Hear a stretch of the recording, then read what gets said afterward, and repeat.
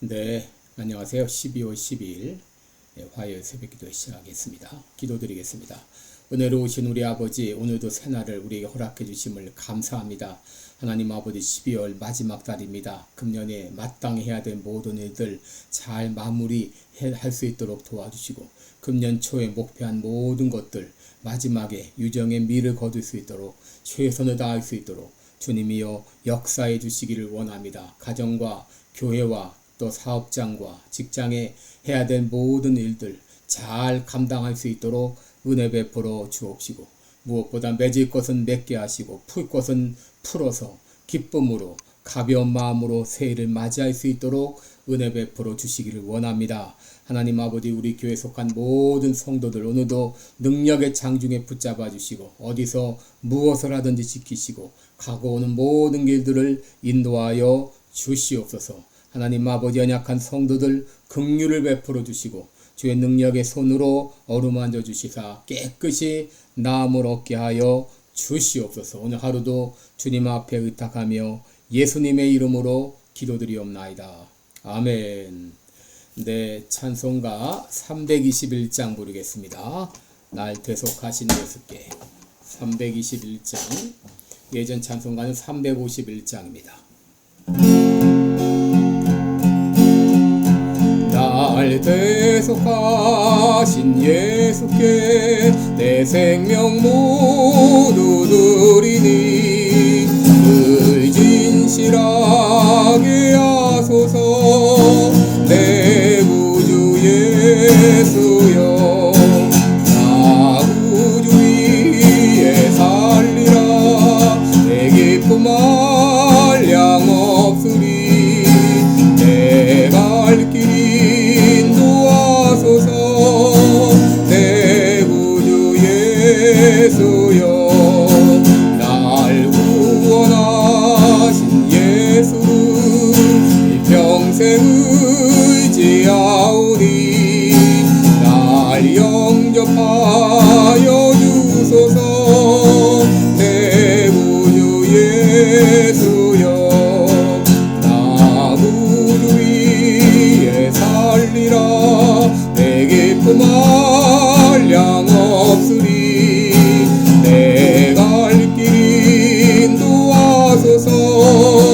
내 구주 예수여, 주 십자가에 달리사 날 자유하게 했으니 내 몸과 마음을 주 위에 다스게 하소서. 나 구주 위에 살리라. 내 기쁨 한량 없으리. 내 갈 길 인도하소서. 내 구주 예수여.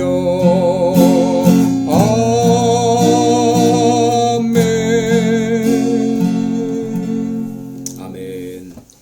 네, 우리 오늘도 우리 여호수아 두 번째 시간입니다.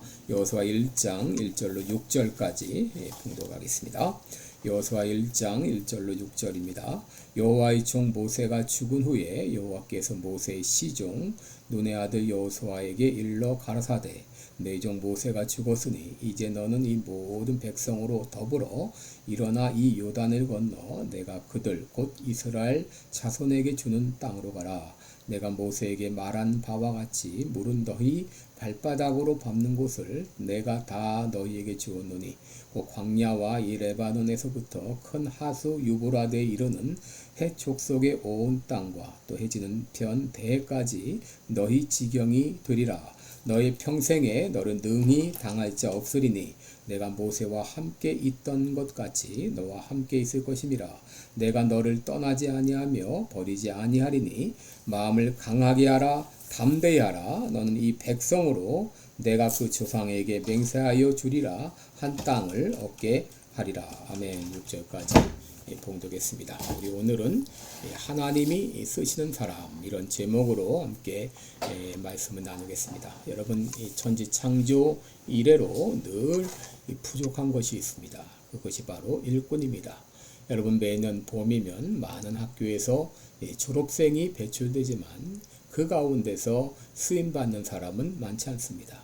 여러분 하나님의 교회에서도 교회에 출석하는 사람들은 많이 있지만 그 중에서 하나님께 쓰임받는 사람은 많지 않습니다. 예수님께서는 추수할 것은 많되 추수할 일꾼이 적으니 그러므로 추수하는 주인에게 청하여 추수한 일꾼을 보내어 주소서라고 요청하고 있습니다. 지금도 많은 교회에서 일꾼을 기다리고 있습니다. 여러분 여호수아서는 이스라엘의 위대한 지도자 모세가 죽은 후로부터 시작이 됩니다. 여러분 모세가 죽었다고 하는 것은 이스라엘에게 엄청난 위기를 맞았다는 것을 의미합니다. 더구나 당시 이스라엘은 가나안 정복이라는 대과업을 목전에 두고 있었습니다. 가나안을 정복하려면 요단을 건너야 하고 또 난공불락의 성인 여리고 성을 함락시켜야 되고 또 장대한 이 아낙 자손과 싸워야 합니다. 그런데 또 출애굽을 주도했던 장년 세대들은 모두 사라지고 이제 광야에서 태어난 경험이 부족한 세대들이 사회의 주축이 된 그런 상황입니다. 여러분 참으로 위기가 아닐 수가 없죠. 그런데 하나님께서는 이런 위기의 때를 위해서 한 사람을 예비해 놓으셨는데 그 사람이 바로 여호수아입니다. 하나님께서는 여호수아를 통해서 이 가나안 정복이라고 하는 이 대과업을 성취하게 하셨습니다. 그렇다면 여호수아는 어떤 사람이었길래 하나님께서는 가나안 정복을 위해서 그를 사용하셨을까요? 첫째로 여호수아는 섬김의 사람이었습니다. 여러분 하나님께서는 섬김의 사람을 사용하십니다. 오늘 본문 1절을 보게 되면 여호와의 종 모세가 죽은 후에 여호와께서 모세의 시종 눈의 아들 여호수아에게 일러 가라사대라고 했습니다. 여러분 여기 모세는 여호와의 종이다 이렇게 표현하고 있는데 여러분 이 여호수아는 모세의 시종이라 그렇게 표현하고 있는 것을 보게 됩니다. 여러분 이 여호수아는 언제부터 모세의 시종이 되었는가? 출애굽기 33장 10절을 보게 되면 여호수아를 모세의 수종자라 이렇게 소개하고 있습니다. 그렇다면 여호수아는 출애굽할 때부터 이제 가나안 정복에 이르기 전까지 무려 광야 40년 동안 모세를 따라다니며 모세의 시종 역할을 했다고 볼 수 있습니다. 여러분 당시 모든 권력은 모세에게 집중되었죠. 그런데 이 모세가 이 모든 일을 성실하게 충실하게 잘 감당할 수 있었던 그 비결은 그 배후에는 바로 여호수아가 모세를 묵묵히 섬겼기 때문이었죠. 여러분 리더십에는 두 가지 유형이 있죠. 하나는 다스리는 리더십이 있고 다른 하나는 섬김의 리더십입니다. 여러분 예전에 리더십 그러면 명령하고 다스리는 리더십을 생각했습니다. 그런데 하나님이 쓰시는 사람은 바로 다스리는 리더십이 아니라 섬김의 리더십을 가진 사람입니다. 마가복음 10장 44절에 너희 중에 누구든지 크고자 하는 자는 섬기는 자가 되고 누구든지 으뜸이 되고자 하는 자는 섬기는 자가 되어야 하리라 하시면서 자신이 이 땅에 오신 것은 섬김을 받으려 함이 아니라 도리어 섬기려 하고 자기 목숨을 많은 사람의 대속물로 주기 위함이라고 했습니다. 그렇다면 우리는 어떻게 섬김의 사람이 될 수 있을까요? 여러분 우리가 하나님의 사랑을 깨닫게 되면 섬기게 됩니다. 여러분 예수님께서는 우리를 구원하시기 위해서 십자가에 달려 죽기까지 우리를 섬기셨습니다. 우리가 아직 죄인 되었을 때에 그리스도께서 우리를 위하여 죽으심으로 하나님의 사랑을 확증해 주시고 에베소 2장 4절에 보면 긍휼에 풍성하신 하나님이 우리를 사랑하신 그 큰 사랑을 인하여 라고 했습니다. 여러분 우리가 그 하나님의 긍휼하신 사랑으로 구원받고 하나님의 자녀가 되었어요. 여러분 하나님께서 우리를 사랑하신 사랑의 기초는 바로 긍휼입니다. 여러분 긍휼이 무엇입니까? 긍휼이란 영어로 confession이죠. 컴패션인데 이 컴패션이라고 하는 것은 함께 고통을 나누는 마음입니다. 다시 말해 불쌍히 여기는 마음입니다. 이런 누가복음 10장의 선한 사마리아인의 비유로 해서 사마리아인이 강도 만난 사람을 도와주었던 이유가 무엇이죠? 그를 불쌍히 여겼기 때문이죠. 이 컴패션, 이 패션이라는 말은 감정이 있다. 그리고 불쌍히 여긴다는 그런 말, 함께 그 고통에 동참하는 것을 의미하는 것이죠. 강도 만난 사람의 고통에 그가 같이 동참한 것이죠. 여러분, 하나님께서는 우리를 불쌍히 여기사 사랑하셨어요. 우리도 그 사랑을 깨달으면 우리도 다른 사람을 불쌍히 여기게 되고 또 다른 사람을 기쁨으로 섬길 수 있습니다. 둘째, 여호수아는 믿음의 사람이었습니다. 여러분, 하나님께서는 믿음의 사람을 사용하십니다. 민수기 13장을 보면 모세가 가나안 정복을 위해서 12명의 정탐꾼을 파송을 했습니다. 그런데 그들이 가나안을 정탐한 후 보고한 내용은 달랐습니다. 10명의 정탐꾼은 우리는 도저히 그 땅을 정복할 수 없다. 그 땅 사람들은 이 장대한 사람입니다. 그들이 보기에 우리는 메뚜기 같았을 것입니다. 우리는 그 땅을 정복할 수 없습니다. 라고 부정적인 보고를 했습니다. 그런데 그중 2명, 이 여호수아와 갈렙은 믿음의 보고를 했죠. 똑같은 것을 보았지만 그러나 그들은 믿음의 보고를 했습니다. 동일한 시간에 동일한 땅을 또 동일한 사람들 보고 왔는데 이렇게 보고가 달랐던 이유가 무엇이죠? 그것은 바로 그들 가운데 믿음이 있었기 때문입니다. 여러분, 믿음을 가진 사람은 부정적인 것을 보는 것이 아니라 가능성을 보게 되는 것이죠.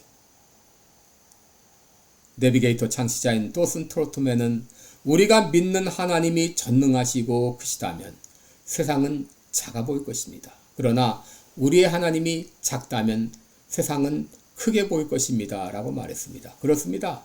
여러분, 우리가 믿는 하나님이 전능하시고 크신 하나님이라면 우리가 가진 문제가 아무리 큰 문제일지라도 그 문제는 작은 문제일 뿐입니다.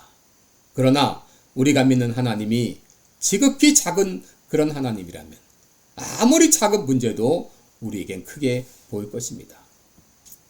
예수님 말씀하셨습니다. 요한복음 14장 12절에 내가 진실로 진실로 너에게 이르노니 나를 믿는 자는 나의 일을 저도 할 것이요 또한 이보다 큰 것도 하리니 라고 말했습니다. 예레미야 32장 27절에 나는 여호와여 모든 육체의 하나님이라 내게 능치 못한 일이 있겠느냐라고 했습니다.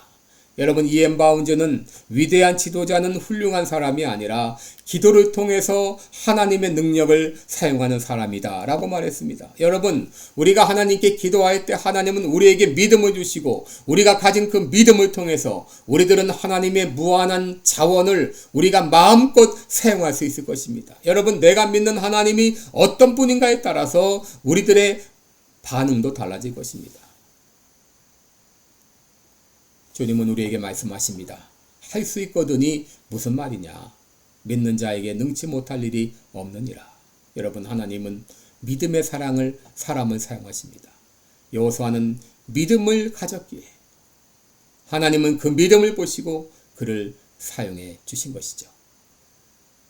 그래서 우리 여호수아는 섬김의 사람, 믿음의 사람이었기 때문에 그를 통하여 가나안 정복의 이 귀한 과업을 그에게 맡기셨습니다.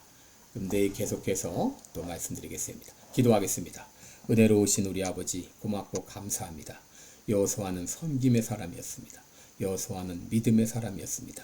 하나님께서는 그를 준비시켜서 모세의 뒤를 이어서 가나안 정복이라는 귀한 과업을 맡기셨습니다. 아버지, 우리도 섬김의 사람, 또 믿음의 사람 되게 하여 주옵소서. 예수님께서 나를 위해서 죽기까지 우리를 섬기시고 나를 긍휼히 여기사 구원하신 것 생각할 때 우리들도 섬김의 사람이 될 수 있고 또 하나님이 어떤 분인가를 알 때 우리는 믿음의 사람이 될 수 있습니다. 이러한 믿음을 우리들에게 허락하여 주옵소서.